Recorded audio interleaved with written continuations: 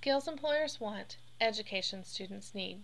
Hi, my name is Dawn Lindsley, and I'm the Career and Technical Education Coordinator at Manhattan High School in Manhattan, Kansas. This is the spring semester of 2011.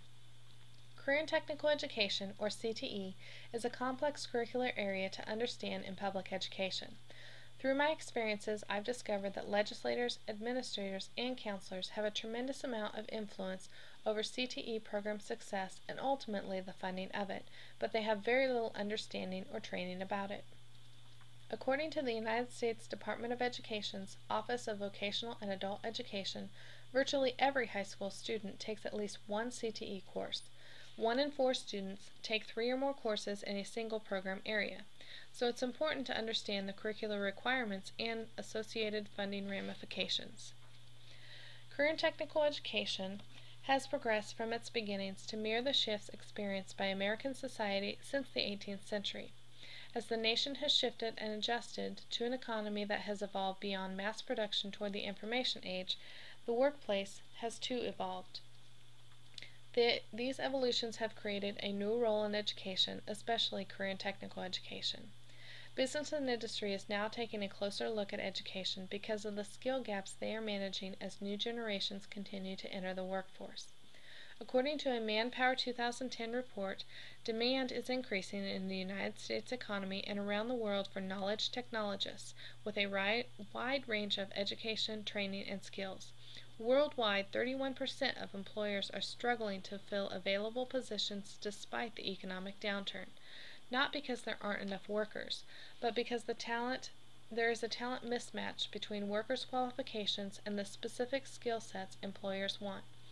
The American Management Association and Partnership for 21st Century Skills also stated this year, executives say that they need a workforce fully equipped with skills beyond the basics of reading, writing, and arithmetic, the 3 R's, to grow their businesses. Skills such as critical thinking, communication, collaboration, and creativity, the 4 C's, will become much more important in the future. Curriculum in the core academic areas have not changed much in the United States.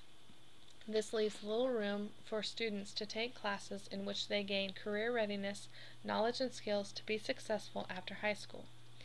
In speaking with high school dropouts, nearly half, or 47%, say the major reason for dropping out was the classes were not interesting. These young people reported being bored and disengaged in high school. Academic proficiency alone is insufficient, as is the attainment of technical skills for an entry-level job. All high school graduates must have the knowledge and skills to enter post-secondary education and employment. The focus for student readiness, however, has been primarily on academic knowledge, not yet on academic skills or employability and technical knowledge and skills that are equally valued in a creative and innovative society. The greatest challenge in knowing this is, with current teaching practices, staffing, facilities, philosophies, and legislative influences, how then do we transform education to meet the needs of today's students? The Bureau of Labor Statistics projects that more than half of all new jobs through 2014 will require at least some college experience. Yet scores on the 2008 ACT National College Admission and Placement Exam suggest only 22% of high school students are likely to succeed in first-year credit-bearing college courses. Less than 3 in 4 students will graduate on time because they still lack a rigorous education. Nearly half of the states have yet to ask all students to take courses that will prepare them for both college and career readiness. The result is often high student dropout rates, which cost the nation more than $32 billion in lost wages, taxes, and productivity. Education today faces a great many challenges. The factory model of one-size-fits-all high schools are an outdated notion. We can't afford to just focus on core academics and basic skills. Tomorrow's workers need a flexible foundation of knowledge and skills that enable them to process information, use technology, create innovative solutions, and adapt to a changing job description and cutting-edge developments in their field. Students must be willing to take initiative, problem solve, and be lifelong learners. Tinkering at the margins of education reform will no longer suffice. Profound economic and demographic changes demand new ways of thinking about school reform. Preparing every student for college, careers, and citizenship should be our overriding goal. Career and technical education is an important curricular category that has been long supported and supplementally funded because of the return on investment to our country. Career and technical education is not the same as the vocational education of yesterday. The old dichotomies of college-bound versus work-bound no longer apply. In 2006, Congress reauthorized the federal role of CTE by passing the fourth version, including the requirement that those eligible for funds must offer at least one career cluster program of study, which includes coherent and rigorous content aligned with challenging academic standards and relevant career and technical content. This content must be delivered in a coordinated, non-duplicative progression of courses that align secondary and post-secondary education.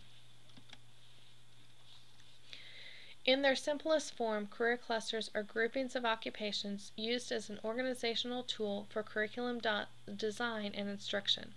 These groupings are supported through a broad-based set of knowledge and skills needed for career success.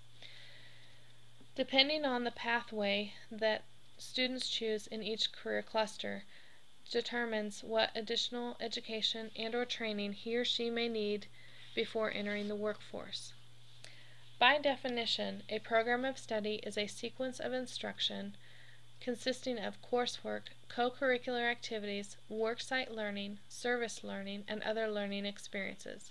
A program of study has specific mechanisms to connect both high school programs and post-secondary programs. To help states and local recipients with these requirements, the Office of Vocational and Adult Education, in collaboration with major associations and business and industry, created a framework that identifies 10 components that, taken together, support the development and implementation of an effective program of study. It might be easy for some to discount this, saying that this is one more thing in education which will come and go and not really make a difference. However, this latest initiative makes the discussion about career development clear and tangible to young people. It makes sense to all students. It includes all careers and all levels of education, and it demonstrates that all education is career-related. Career clusters validate the entire educational enterprise.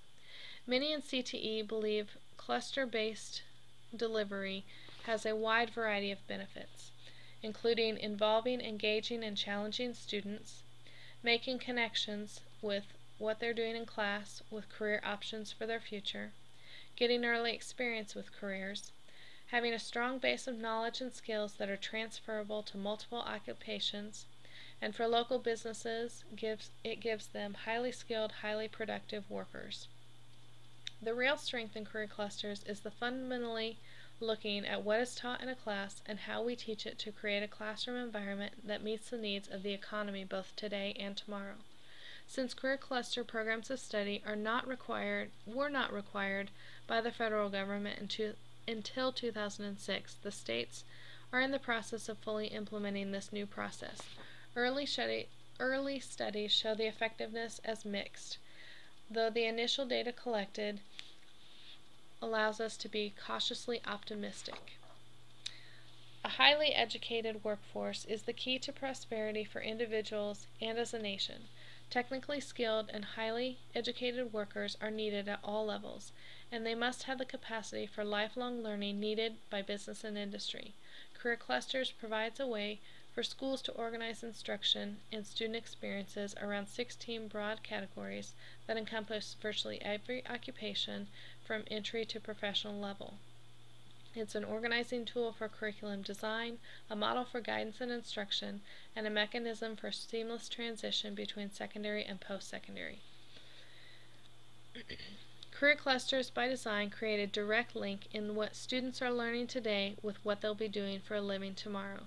Based on this framework, schools can offer seamless, well-connected programs of study that include differentiated academic content and offer avenues to acquire valuable credentials recognized by business and industry. These programs of study allow students to be creative and flexible, having a personal plan of study based on their individual interests, abilities, and career maturity. More and more people are taking notice in recent years of CTE as being a key driver in economic growth and workforce development. We must not let the difficulty of the task sway us from making the right course. We owe it to our youth and our nation to redesign the American high school and make it the cutting-edge institution once again. To flourish in a dynamic global economy, every student deserves an education that culminates in 21st century readiness for college, careers, and civic participation.